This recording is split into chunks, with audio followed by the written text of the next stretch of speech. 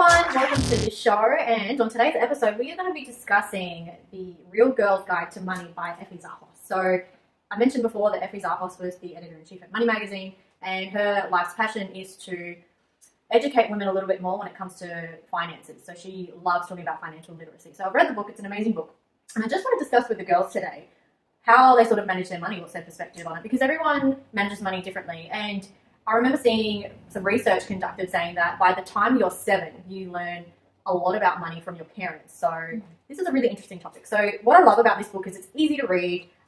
She's had it really well designed. She's got checklists at the back of each chapter so you can take the actionable steps. And it's actually got the 26-week money makeover guide, which I looked at and it is amazing. So I firstly want to talk about the fact that a lot of women, and including myself, tend to overlook finances because, you know, there's normally another guy or a partner there or someone else taking care of it for you. So what are your thoughts on budgeting? Like, do you budget? Does it work for you? Yeah, so, sorry if my voice is like really croaky. I've just got a bit of a chest here. So money, like budget is, I do think it's so important because if you don't budget, you will just spend and you won't even like, hello. It happens to me a lot actually. Because okay, in all honesty, there's times where I budget and I follow to it. And then I think that my day sometimes gets so busy or the week will come up so fast that I'll kind of like have an idea of what I need to budget, but I won't actually write it down and follow it. Right. I'll just sort of, and then, Mental note.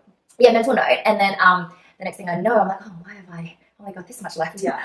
Because I've just started spending without even And realizing. I wonder, is it harder? Do you feel like, or is it easier when there's, because for me personally, I find it easier to save if I'm on my own. But when you have another half, like it's like another, something you have to control, not control necessarily, but you have to keep an eye on. Because it's not just your spending habits, it's that of your partners you have to consider. And you don't always necessarily know their movements and what they're spending and what they're thinking. And like, so for myself, I'm pretty good that way. Yeah. I'm actually quite frugal. And going back to what you said about those habits that we learn in our first 7 years, I feel like that does come down a lot to what my parents did. Yes. And I will say, and maybe this is for a lot of families, that money was always, there's lack of, there's not enough, there's No abundance mindset. there's not an abundance mindset, which I'm only like in the last handful of years sort of trying to shift. And with money, it's like, to me, it's energy.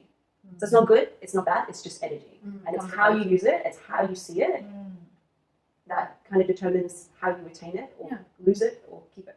True. So I don't necessarily have a budget. Yeah. We have a family budget. I can't say that I always follow it, mainly because I think it helps if you write it. Like, if you write it with your partner and you do it together as opposed to it just being laid out for you, I think that makes a difference. Yeah, definitely. Yeah.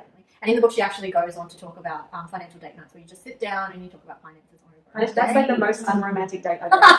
But you know what? She's right. It just totally makes sense though. Like, that you've got to actually do it. So is there any romance involved, or is it just? It's just to talk about finances. I don't know. There could be whining and dining involved, but Would you do the finances and then the romance, or do you do the But then romance would and you do the finance? it depends on what you want to do. But like for me, I'm very like with my partner, and this is a little bit interesting to say, but I'm very like when it comes to discussing money. Okay, like what is it that we need? Like, I need to distinguish what we need to survive against, you know, what the wants are. Because the wants are the things that, they're nice to have, but you don't really need it. You're probably going to just use it once or twice, and then it's going to sit there and accrue like dust instead of value. Sure.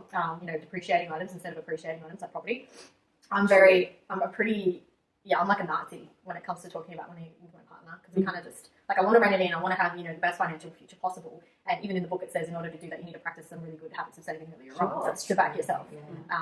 So that's just my thoughts on it. And yes, I do budget. I've been doing it for a long time. Can I stick to it? Most times, yes. But ever since I've had a baby, it's kind of just gone out the window. It's another level. Like, it hasn't been at the forefront of my mind. I haven't been tracking it, you know, when my income's in like I normally do. So it's kind of just gone whoop, which is why I'm trying to rein it in and get it back on track. So that's just me. But she also in the book talks about superannuation. So in Australia, a lot of women didn't really get superannuation until like the 90s, right? And so now we're better off because of it. But because a lot of women take that time off to, you know, raise children, go traveling, and business ownership as well, like you're responsible for paying your own super. A lot of people don't actually get to do that because they're so busy paying for everyone else, like their staff, the business, and then they get paid last, which means that, you know, either they do have enough money there to pay for their own living costs, or they don't. So super's a really interesting thing for me. Like, I love to talk about it, but what are your thoughts on superannuation? Oh gosh, I think it's so important, but in all honesty, I haven't really, to be honest, haven't really looked into it But when I really stop and sit and think about it, super is actually really important because that's when you get old and you're going to use that money to live off, right? When you can't actually work for it. That's my thoughts on super. It's so interesting because sometimes, like, we just revert back to, oh, my kids will look after me. My pension will take care of me. Truth is, where we are, we won't probably get a pension. Maybe, I'm not sure. I don't know. True. Didn't even think about that. What my husband and I did, we invested in an self-managed super fund. Yeah. Oh. So we pulled our super together to buy property, which now generates money every week to go into our super. So we then have the option to use that as equity to then purchase. So we've got to kind of find other ways to fund our retirement. Yeah. And like, going back to what you said about us women, we don't really, like, we're so busy looking after everyone else, we don't look after ourselves. That is so true. And we're essentially penalised for taking time off work to raise baby. Like, and discriminated against. And discriminated against. And we don't get paid as much as men either. So, But like what? Because that affects your super as well. Like, we can't stay back for longer. We can't, we're not necessarily going to give up our weekends away from our children to do those extra hours. Whereas I know my husband would probably do that easily, not because he's selfish but because he has that feeling too. Because I'm there. True. So, well, I'm single mom, so I kind of have to. Yeah, and you're in a really unique position there, where it's like, I don't have another half to do. And I really should probably think about what's going to happen. Well, I would hope I would find a husband soon. I'm not going to grow old and like. What's like? You're Christian. What does the Bible say about money and finances?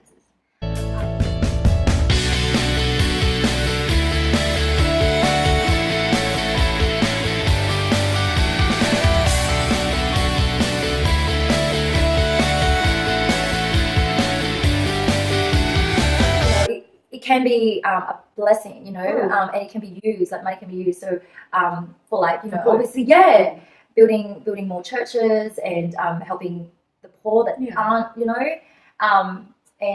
so to be honest, we all struggle financially. Maybe some people don't, the ones that are, I don't know. But you know what, I think if you are a loaded and rich person, that doesn't mean that you're going to have no problems whatsoever. Just because you're, that part of your life and finances, you're, self-made millionaire, billionaire. That's great, but that doesn't mean that you're not going to have personal life issues. That doesn't mean that you're going to have, a smooth sailing family That's life. right. And honestly, if you're earning that kind of money, like, say for example, somebody who is a CEO, maybe earning $150,000 a year, you probably have a lot of stress in your life. You probably have a lot of stress on your job and your performance. And like, I've noticed over the years, my husband and I, our income has just gotten like bigger over the years. Like, we've had promotions, we've had small business ideas, and our income has gone up and up. So why the hell aren't we saving? Because the more you earn, the more you spend. Correct. And she touches on that in the book as well. And so what I really boil it down to, or what we're exploring, is those wants, they're like, it's just frivolous. So I am currently in a situation where, like, let's just sell the house. Like, I'm pretty house proud. Like, I want my house a certain way, and I want the 4 bedrooms plus a rumpus. I want the 2 living rooms. I want the ensuite. But to be honest, I'm now at this point where, like, I'm happy to rent. I'm happy to rent. 3 bedrooms is enough. My girls can share a room. Like, I shared a room with my sister my whole life. Growing up in my family home, and if it means more freedom and less stress on mortgage, I'm happy. I would do that, and that's something we're considering. And that's something you're going to weigh up. Because I guess the benefits of renting are you can move whenever you want to. You don't have to worry about repairs and maintenance. The landlord, property manager will take care of that for you. You don't have to pay interest on something that 6 figures huge. Yes. But the other side to it as well is I still believe in investing in property. But in your own home, it tends to become a liability. And this is what I mean. Is it just ego? Like, for me, for a long time, it was just ego. It was, this is my house. Some of it was stability, because it's really important to me to feel grounded, to feel secure, to feel safe, and know that this is my home. But and some of it is also ego, like, to be real. Right. So if I put that aside and then rent, I feel like it would be beneficial to our family financially. I'm kind of in two minds about the renting versus home ownership. Yeah, same. Having a property background, like working in real estate, you buy and you hold. That's what I've always been taught, because you can always make money off of the land, right? Whether you build on it, you rent it out, you grow crops on it, you can sell the produce. Having that land is one of the primary principles to making an income. Because land goes up, not houses. That's right. The land is completely valuable, because when you look at the rate of humanity in terms of the birth rate skyrocketing, and Australia's pretty big on the map when it comes to migration as well. there's only a set amount of land in Australia, but the population they're not making any more land. Like, is huge. Yeah, it's only going to get bigger. I really do wonder though, like if I pay my property off and I'm like, living in, I don't have to pay rent, but you still got to pay bills. You still got to pay for power. You still got to pay for water. You still got to pay for insurance. There are still those costs associated, which you still have to pay even though you're renting. So it's kind of like, which one's better? Yeah. And the books would tell us, get a property, buy as many as possible because it's, a way to financial freedom. It's like an investment vehicle. I don't know, in 2 months about it. Definitely. Because it just depends on your intention. I really feel like it depends on your intention. For me, it was stability, it was grounding, it was feeling secure that I'm in my home. But if I'm really honest, a lot of it was kind of ego too. And for that reason, we're exploring selling and then renting. It's less of a financial burden. Yeah. I still get the security and the stability of having a home, a roof over my head, but then not the stresses of interest and maintenance fees, which you don't, like, what's the payoff? House, like if you're house proud, do you know what I mean? So it depends on your intention. Yeah, okay, very true. I don't know, like in terms of like investing, in terms of the self-managed super fund, either you manage it yourself and you want to know how to, like, you learn how to make the money, right, for retirement, which you and your husband have done. That's amazing. It's great. Or with everybody else who just has that portion of their super paid by their employer and then relies on the super fund managers to go ahead and do the investment in, property, infrastructure, resources, all of that, and then they sort of put that money away for you and it accrues over time. I'm kind of just like, there's no guarantee that your super is going to be there when you retire at the amount that you want to check out at, right? So say you want to retire on $500,000 to $1 million, right? You would set a plan in place now. That doesn't necessarily mean that, the investment managers or the fund managers aren't going to stuff up and then the portfolio is going to drop immensely. So when you retire, it's going to be there. Yeah. I don't know. There's no guarantee. No, I mean, there's no guarantee. Yeah. So the thing is, super is protected by the government. It's governed by the government. It obviously has like regulations that say that these things don't happen. I don't know too much about it, to be honest. Like, I'm probably a little bit naive in that whole, like in terms of what that means. All I know when I was working full time in my office job, that there was just a portion that got paid, and I could put some into, but I never really took the time, like you said, to look deeper into it. One of the tips she has in the book is that you should contribute to your own superannuation. Yeah, because it's a tax benefit for you. So. I don't know, it's interesting, but retirement is a really huge concept that a lot of women tend to not think about. She mentions it in the book, and it's something that I kind of think of and I struggle with because it's kind of like, if you work for someone else, you get that super in the bank, and then when you are ready to retire, it's kind of there. That's your safety net.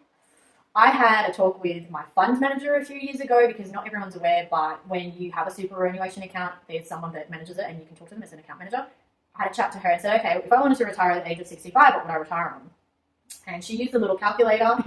Let's just say I wasn't too proud about the figure that she busted out for me. So it was 6 figures. It was probably around, I don't know, maybe like 300-400 mark now. That's not enough. Like, if you're going to be living off $50,000 a year as a, retiree, is that going to be enough to fund that lifestyle that you want? And how long is it going to last for? Until you have to sort of rely on something else like a pension. I know for politicians it's a little bit different. They get paid, a pension because they serve time in Parliament. This is just, it's really conflicting for me. Like, it kind of boggles your mind. And if you do your research online, you'll see that there are a lot of struggling retirees out there, a lot of struggling seniors, especially the women before the 90s when superannuation was allowed for women. They struggle, they really do. They're either living and sharing with people, they're living with their children, they're living in public housing. It's really mind-boggling to think about, which is why Effie has written a book, because she wants to educate people about it. She wants people to be a little bit more switched on when it comes to thinking about retirement. Go home. Yeah. My only thing is, it reads from Converse to Louboutins. What's wrong with Converse? Converse? I don't know. I think maybe it's just the price point, where she's trying to make a point of the price point. So Converse is definitely not as expensive as Louboutins. That's true. I don't have any Louboutins, so I'm kind of more a Jimmy Choo kind of girl, but yeah, I definitely wouldn't drop thousands of dollars on a pair of shoes because I know I could probably invest that somewhere and make more money. Yeah, but in saying that, if that's your thing, go hard. If you love yourself some shoes, treat yourself. Yeah, treat yourself. And I also want to talk about, like, in this day and age, there's people making money on the internet, selling domains, like domain brokering, e-commerce businesses, making everything, you name it. I feel like we live in an age where it's like you have an idea, you can manifest it. You actually can. We live in such a unique time. You can make a whole career of being in front of a camera and you're completely yourself. Yeah, and the highest earner on YouTube, I don't know, it's probably changed this year, but I think I remember seeing it was like $2 million. PewDiePie was the highest earner on income. $2 million. My daughter watches. What is it? PewDiePie, he's like a gamer. And what does he do? He basically films himself playing games, Yeah, streams and they it, just and watch. his audience laps it up because they love it, and he gets paid AdSense money through YouTube. Wow. So is he just very entertaining? I really don't know. I don't know, but I've heard of his name. My children. I don't know. Maybe we'll come back to that in another episode. Talk about what makes a YouTube channel successful and how to make money out of it. Because if you can make $2 million in a year online, why would you go to a day job? Wow. Why? Let us know. Why? Yeah. Is there anything else you want to talk about when it comes to money? I'm actually going to get myself a copy. Wait, Okay, so you can get this at, I believe, Dimex bookstores. You can get it at Mag Shop online. I got mine from Big W because it was $18 as opposed to $25 because it's saving money and being frugal like that. But yeah, look, this is definitely a book that every woman should have. Like, I believe you should probably read it at the age of 15 and start really early on to develop those really good habits. Plenty of tips and tricks in here. I now use the Pocketbook app to help manage my budget because instead of writing it down and not knowing how much you actually spent against your budget, the Pocketbook app will actually tell you. It has spend limits, it tells you when you're in the red. Is the app for free? Oh, It's a free? Okay, maybe I'll download that. Plenty of free apps, tips, tricks in this. It is a godsend. And do the 26-week money challenge. It's a makeover. It'll change your life. Thank you, Effie. Thank you. Thanks. Bye. Bye.